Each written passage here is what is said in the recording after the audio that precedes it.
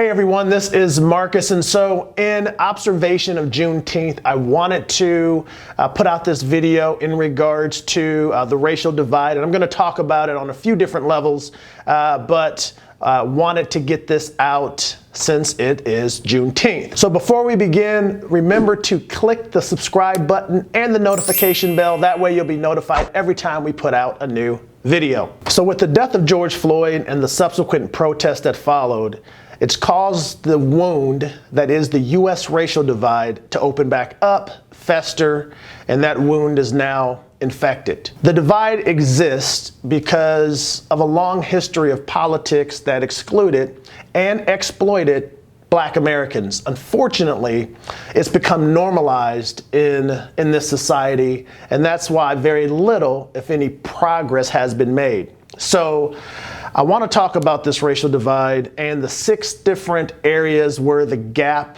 is the biggest. So let's start with wealth.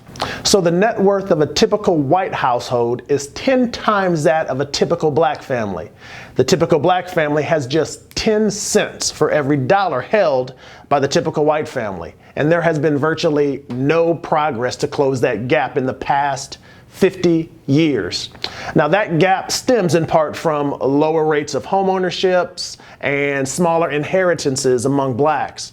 And wealth is even more important these days since it serves as a safety net during economic downturns. By the way, we're in an economic downturn.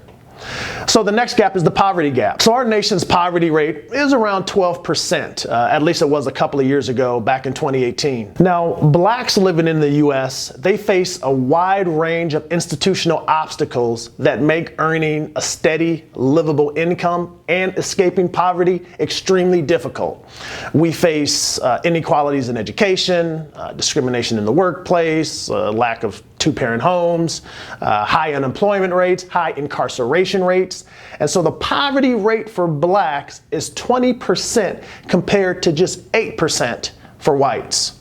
Speaking of livable income, let's talk about this income gap. So another reason why there's more poverty in the Black community is because individually, they typically earn less than whites. Now, according to the Economic Policy Institute, since the year 2000, the wage gap between Blacks and whites has grown significantly, even when educational attainment is factored in. Even the median household income among Blacks are a lot lower than it is for whites. And a lot of that is because of unemployment. So let's talk about unemployment. Now, one of the areas that has improved is the gap in unemployment rates. Now, for decades, the jobless rate for Blacks was typically more than twice that for whites. But the gap has narrowed to its smallest last year. That is before the coronavirus outbreak. And so in April, the unemployment rate for Black workers soared to 17%, the highest since 2010. Now, as of right now, it is at a record for white workers at 14%. But typically in a recession, and like I said, we're in a deep recession, probably going towards a depression. And so one of the reasons why it's not so wide right now, that unemployment gap isn't so wide right now, is because Blacks, we make up a disproportionate share of essential employees. Those who work in like public transit, trucking, postal service, healthcare, grocery stores, which has meant that a lot of us luckily have been able to keep some of the jobs, but at the risk of getting COVID-19.